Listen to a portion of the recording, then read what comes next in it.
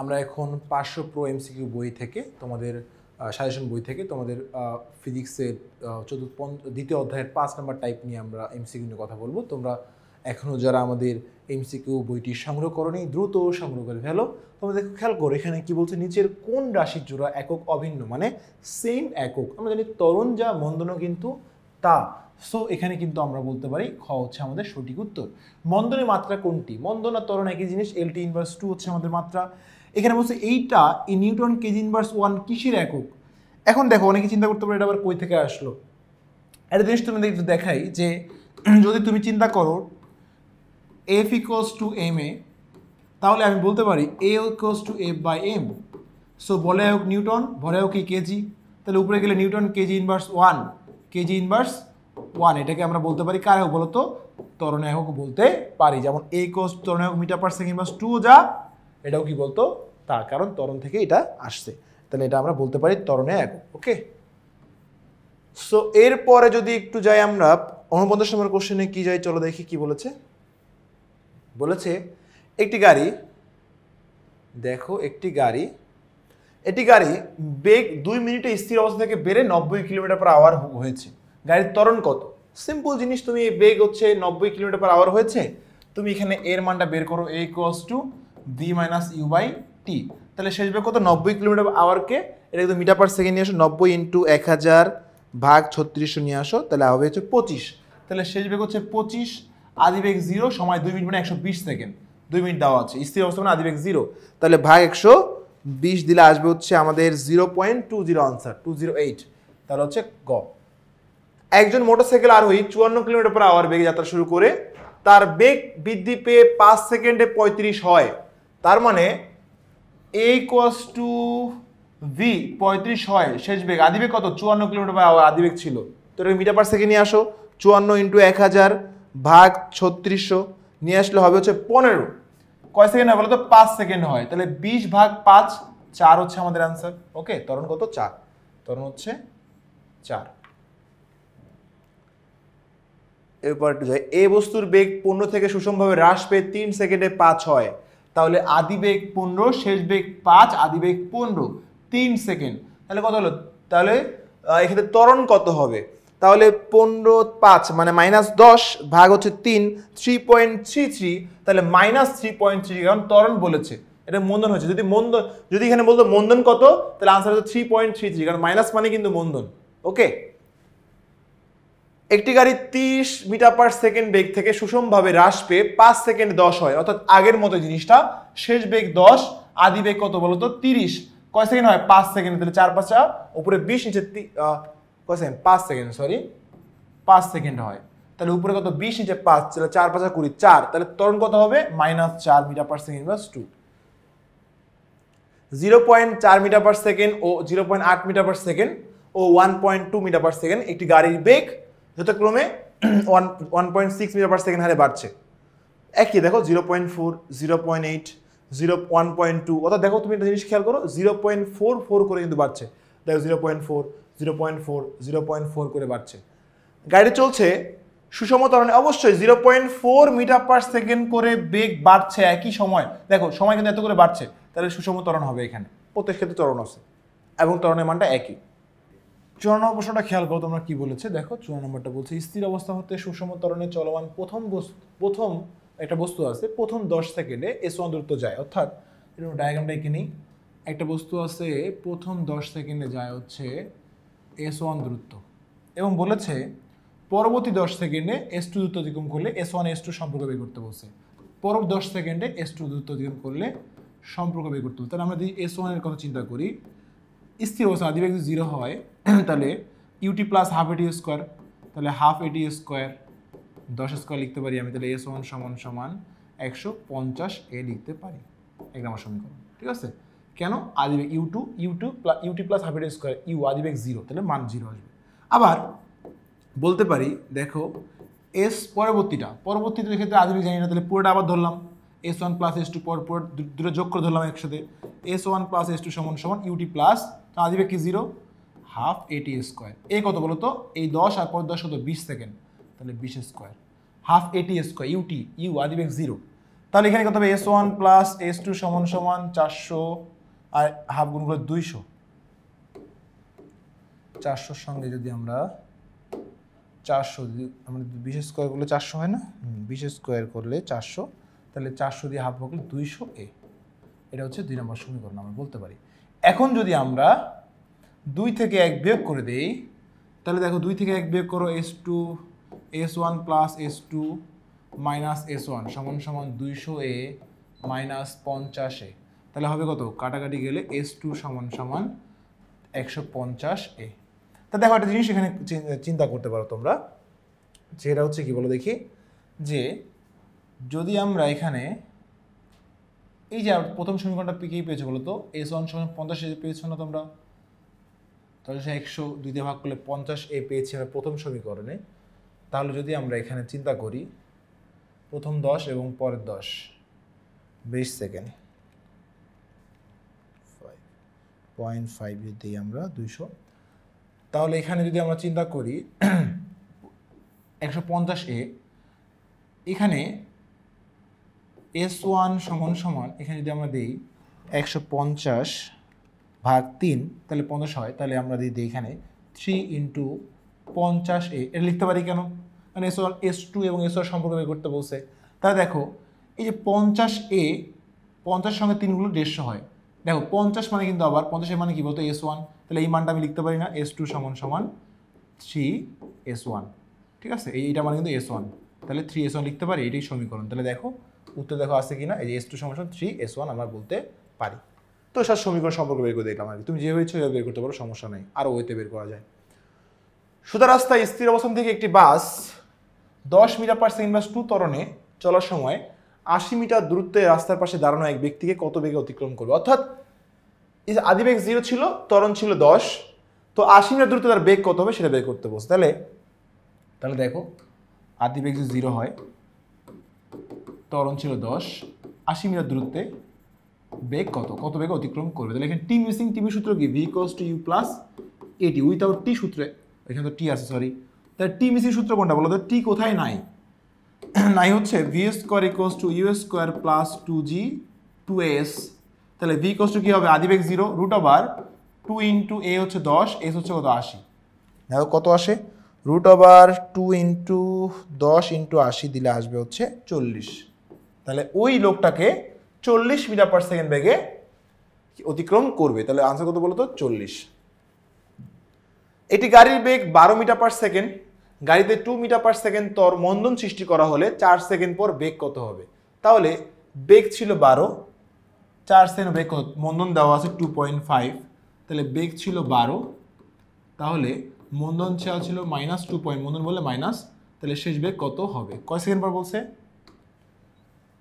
4 second পর। তাহলে টি দেওয়া আছে 4 সেকেন্ড, টি হচ্ছে 4 সেকেন্ড। তাহলে সেম সূত্র অ্যাপ্লাই করো আমরা, A = V - U/T যদি হয়, তাহলে ওই সূত্র দিয়ে আমরা কাজ করব। তাহলে আমরা ডিরেক্ট সূত্র বসাই, তাহলে হবে V = U + AT। আদিবেগ ছিল 12, ত্বরণটা মাইনাস, তাহলে মাইনাস হয়ে যাবে 2.5 ইন্টু টি হচ্ছে 4, তাহলে 10, তাহলে 2 হয়ে যাবে। ঠিক আছে, বেগ কত হবে বলো তো? 2 হচ্ছে আমাদের বেগ হয়ে যাবে, 2 মিটার পার সেকেন্ড। এরপরে কি বলছে দেখো, 7 নম্বর, বেগ বৃদ্ধির হারকে কি বলে? ত্বরণ বলা হয়। বেগ বৃদ্ধির হারকে ত্বরণ বলে আমাদের। এরপরটা যাই আমরা, একটা বুলেট রয়েছে, বুলেটে আদিবেগ দেওয়া আছে এবং বুলেটের সরণ দেওয়া আছে। তো বলছে পি একটা বুলেট, যেখানে বলেছে যে কিউ এর মন্দন কত? কিউ এর আদিবেগ দেওয়া আছে 200, সরণ দেওয়া আছে 50 মিলিমিটার, মন্দন বের করতে বলছে। তাহলে চলো, আদিবেগ দেওয়া আছে কত? আছে আদিবেগ 200, বুলেটটা থেমে যাবে, যে তক্তা যেহেতু বলছে, তাহলে থেমে গেলে শেষ বেগ 0, তাহলে সরণ বলছে 50 মিলিমিটার। মিলিমিটার বলছে না, এই যে উপরে মিলিমিটার দেওয়া আছে দেখো, তাহলে এটাকে মিটার আনতে হবে। তাহলে 50 × 10⁻³ কেন? 1 মিলিমিটার সমান 1 মিটার সমান 1000 মিলিমিটার, তাহলে 1000 মানে 10⁻³। ঠিক আছে, মিটার চলে আসলো। তাহলে মন্দন A = what? তাহলে এখানে কি মিসিং? টি মিসিং। V² = U² + 2S, তাহলে আমাদের কি A বের করতে হবে। তাহলে 2S = V² - U², তাহলে A = V² - U²/2S, তাহলে 0² - 200² 2 × 50 × 10⁻³ দেখো কত আসে, তাহলে minus 200 square divide by 2 into 50 into 10⁻³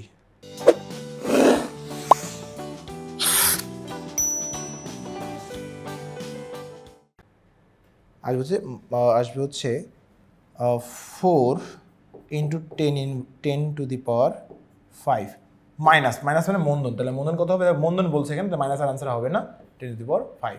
যে মন্দন না বলতো মাইনাস কিন্তু আনসার হইতো, ঠিক আছে। বুলেটের ক্ষেত্রে এক্স এর মান 180, এখন এটা কিন্তু করতে হবে, এই এক্স এর মান মানে পরবর্তী যে ঘটনা, এইটার আদিবেগটা বের করতে হবে, এর আদিবেগটা, ঠিক আছে।